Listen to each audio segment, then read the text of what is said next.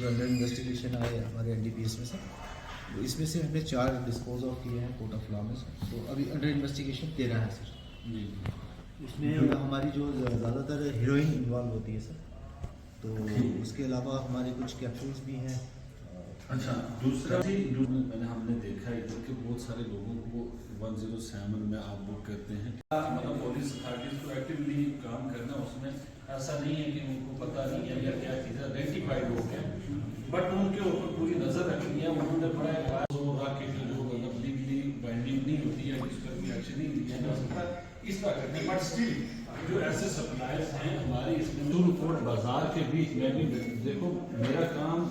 नहीं है इसके ऊपर एक्ट करना, लेकिन सबको पता है दिन दिहाड़े कॉलेज के बैक साइड पीछे ऊपर लोग बैठे रहते हैं। महीने में 2 दिन 15, 30 को 60 और 30 को हमारी मीटिंग जो है, जो हमारी सब डिवीजन लेवल कमेटीज हैं डिफरेंट जो पंचायत लेवल के ऊपर है, वो उसमें उनको आइडेंटिफाई करना है, अवेयरनेस करनी है लोगों को, फर्दर जितनी हमारी आवाम है उनको इस चीज़ के बारे में अवेयर करना है कि ये बोला अगर मैं बचा हुआ तो मैं इस जोन में मत रहूँ कि मैं बचा हूँ, मैं कुछ पता नहीं लगेगा, मेरे बारे में कुछ भी पता नहीं हो। तो बेहतर यही है कि अवेयरनेस के साथ साथ प्रोएक्टिव होके हमें इसमें कुछ लोग जो आइडेंटिफाइड होते हैं उनके साथ हमदर्दी के तौर के ऊपर हम तो ज़्यादा में टाइम नहीं हुए, थोड़ा सा मैंने इंट्रोडक्शन दी कि हमारी इस मीटिंग का मकसद क्या है, हम क्यों बैठे और हमें करना क्या है। तो बाकी मैं तहसीलदार साहब से रिक्वेस्ट करूँगा कि उनके साथ भी इसमें बात करके हमारे चेयरमैन साहब में, मतलब हम उनको श्योरिटी बॉन्ड ले रहे हैं बट उन पर कोई असर नहीं हो रहा, मेरा ये कहने का मतलब है। ठीक है, ये ड्रग एडिक्टिव होते हैं जी जी, जो फॉरवर्ड लिंक में होते हैं, जैसे मैंने असाइनमेंट पकड़ी तो वो बंदा उसको फ़ोन आता है, वो क्या वो से फ़ोन करता है कि मुझे भी डिलीवर करके जाओ। अच्छा, जो फॉरवर्ड लिंक में आते हैं जिन्हें हम 107 मतलब हमारा मगर जो आपके साथ है उनके ऊपर हम नजर रख सकते हैं। ठीक है, बैकवर्ड लिंक हमारा जाता है 29 NDPS से। ठीक है, उसको तो हम पर्चे में बुक के बीच में कुछ ऐसे एरियाज हैं उनके बीच में ये मतलब ऐसे लोग मिलते हैं या उनके वो रिमेंस मिले, सीरीज हमें मिलेंगी या इस तरह के, तो इसके ऊपर एक्टिवली काम करें। बाकी जब तक आप साथ नहीं रहोगे, सिविल सोसाइटी हमारे साथ नहीं रहेगी, हम इसमें कोई पेशरफ नहीं ला सकते। तो बाकी ये मेरी तरफ से थी, इसमें थोड़ा सा पता लगे, पहली मीटिंग है हमारे सब डिवीजन में इस कुछ करके उनको जो हमारा कुछ डिस्ट्रिक्ट लेवल के ऊपर रिहेबिलिटेशन सेंटर है वहाँ पर अभी डे केयर फैसिलिटी है, जल्द ही 15 दिनों के अंदर अंदर उसमें वो मतलब रहने का भी होगा, उसमें 10-15 दिन की अगर ज़रूरत है किसी को तो वहाँ पर रख करके पूरे कंट्रोल के एनवायरनमेंट में उसके साथ जो डिफरेंट जो ट्रीटमेंट है वो करके तो फिर हम इसमें कोई पेशरफ कर सकते हैं। तो इस चीज़ में आप बुक करते हैं, ठीक है, वो चलता है।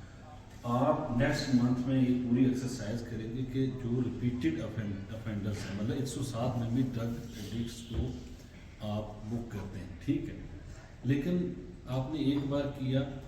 आप उसमें ये पूरा एक डाटा बना के लाएंगे कि लास्ट 6 मंथ में कितने रिपीटेड अफेंडर्स हैं। जब उसे बॉन्ड लिया, फिर दोबारा उसने किया, फिर आपने 107 में उससे श्योरिटी बॉन्ड लिया और रिपीटेड अफेंडर कौन से हैं। हम कम से कम इस बात में हों, मैं कम से कम एक शुरुआत हो गई है, एक बात शुरू हो गई है जो हमें बहुत पहले करनी चाहिए थी।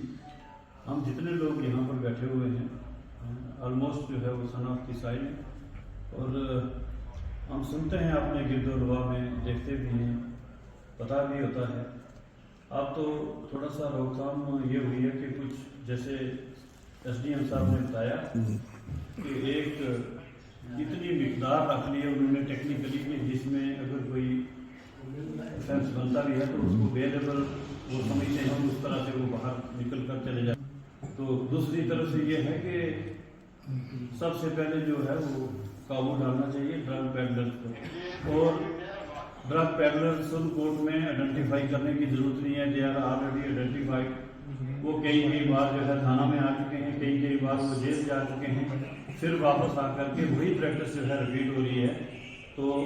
उनके लिए कोई ऐसा शिकंजा कसना चाहिए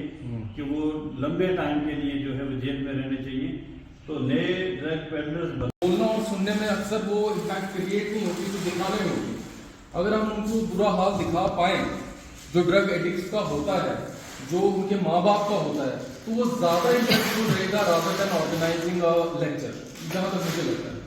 दूसरी चीज़ कि एक कोऑर्डिनेशन चाहिए from all the walks of life, वो चाहे सिविल सोसाइटी हो, डिपार्टमेंट्स हो, ताकि फॉर एग्जांपल अगर हमने सुरनकोट तहसील की बात की तो हमारे पास जैसे आपने कहा नियामत लेवल पे हम इसको करना चाहते हैं, उसमें बेस्ट तरीका ये है कि आप 3-4 ऐसे रिसोर्स पर्सन ढूंढिए